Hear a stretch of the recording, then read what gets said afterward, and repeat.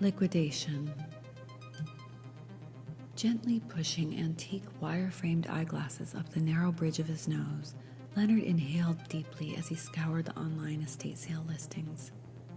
Selecting only the most upscale of neighborhoods, he perused photos of items until he found gold. Not just any gold, but liquid gold. Vintage liquor cabinets, bar carts, or wine cellars, any of these would do. Making notes in a well-worn leather binder, he beamed with excitement at the possibilities that lay before him. It was an unusually cool weekend in April that brought, much to his delight, the advent of 2 simultaneous sales. Conveniently, they were happening within a mile of one another, and they both offered magnificent potential. Leonard took his time as he dressed in his lucky shirt, a deep burgundy silk button-down with small, domed gold buttons.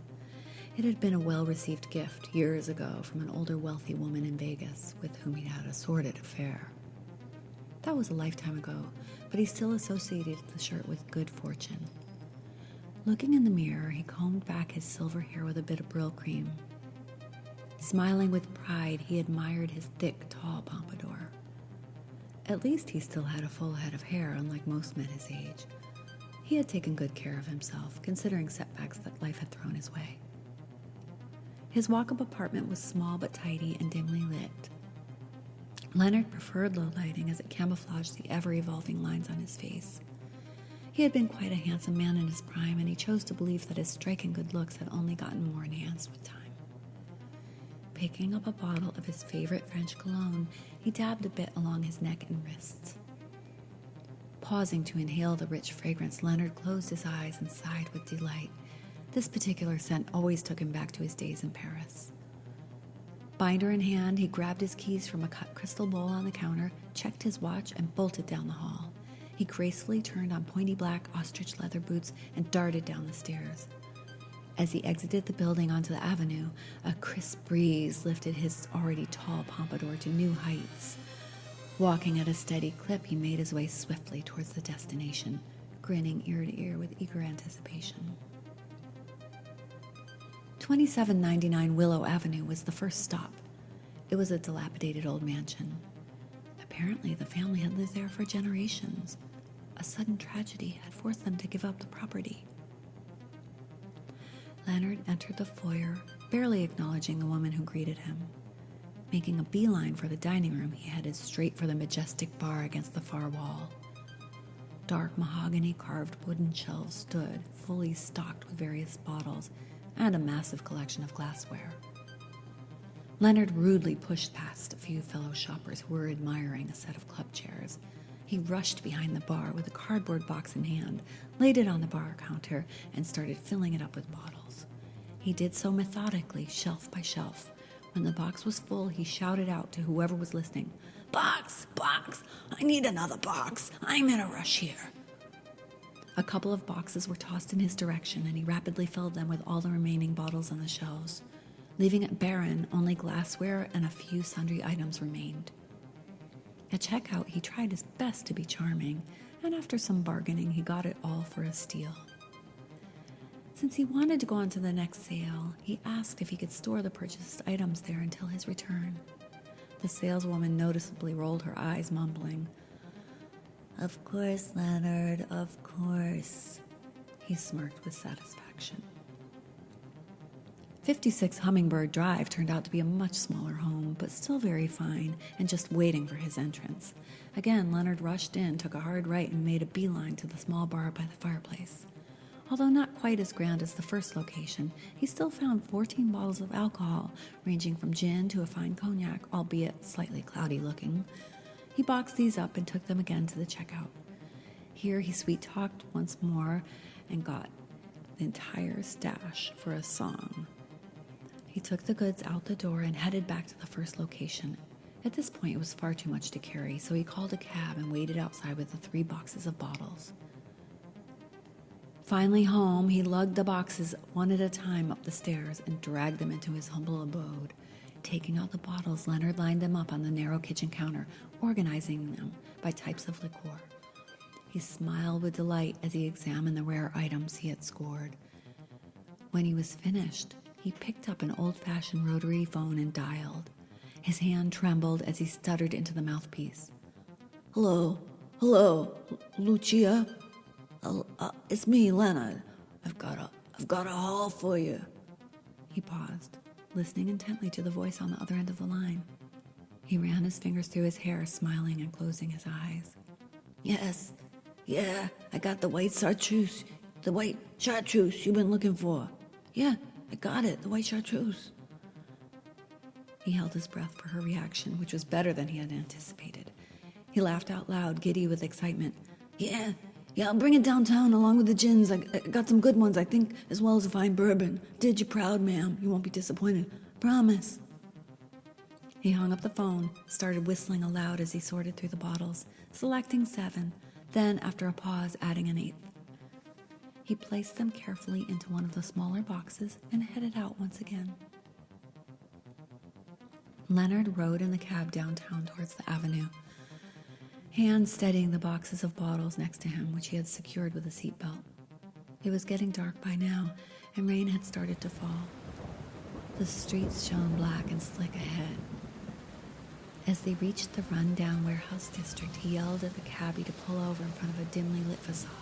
Here, stop, this is it. Pull over in front of this one, pull over. On the dark wall, a tiny window appeared, lit with a soft red light. He paid the driver, got out, and carried the box up a few steps. At the window, a woman's face peered at him. She told him to come in as the heavy door unlocked. Upon entering, it was so dark he could barely see. Soft music drifted from afar. As his vision adjusted, he saw a woman motioning him to follow her down a narrow corridor which led into a lounge with a long bar lined with empty stools. A tall, thin woman with platinum bob approached Leonard. Wearing a shimmering white velvet gown, she looked almost ghost-like. As she got closer, it was clear that she was much older than he had first thought. She reached out a well-manicured hand and introduced herself with a raspy, low voice. I'm Lucia. Finally, we meet face to face. Let's see what you've brought for me. She peered into the box and motioned him over to the bar. Reaching inside, she carefully unpacked the various bottles and lined them up along the spotless counter. Sitting next to her on the plush black leather bar stool, he waited patiently as Lucia examined each bottle with a keen eye. As she traced a long, blood-red lacquered fingernail over the labels, it was evident that she was pleased. When she got to the last bottle, she let out a delighted cry. It was the coveted white chartreuse. He smiled. I told you, didn't I? Yes, and you did very well, my friend. You will be compensated generously, and I will await your next delivery with bated breath. With that, she reached down into a small purse slung low around her slender hips and pulled out a roll of cash. She discreetly counted out $2,000 in hundreds twice, then once again for good measure. As she placed the rolled up bills in his outreached hand, he curled his fingers around the warm money. He tried to remain cool and collected, even though he was trembling with excitement. She gently squeezed his arm and offered him a drink. Perhaps a glass of champagne to celebrate the occasion. Why not, he thought. After a pause, her eyes lit up as she caressed the rare liqueur sitting in front of them. Perhaps we should share a thimble of the white chartreuse instead. He agreed, and she called over the barmaid and asked her to bring a petite shot glass for each of them. She cautiously opened the beautiful vintage bottle and gingerly poured a minuscule amount of the pale yellow liqueur. It glowed phosphorescent in the low light. She lifted the glass towards Leonard's lips, and he took a tiny sip, savoring the heady herbal flavors. She followed his lead, closing her eyes as she took a delicate taste, her full pink lips barely touching the glass. Suddenly, Leonard's breath got caught in his throat, and she too began to gasp for air. Her eyes grew large with fright, and he stared back at her, unable to speak. Simultaneously,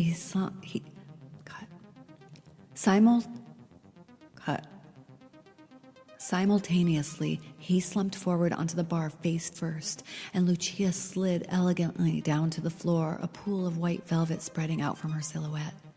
The barmaid cut.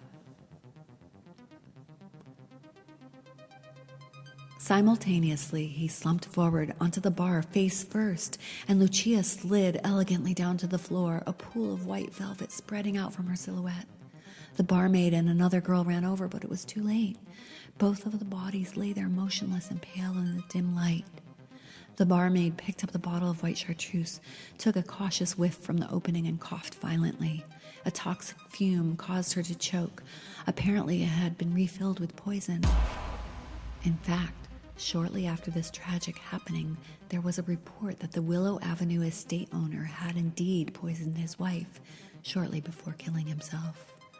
Although the source of the poison was never determined, it was strongly suspected that he had given her a toxic cocktail moments before her sudden death.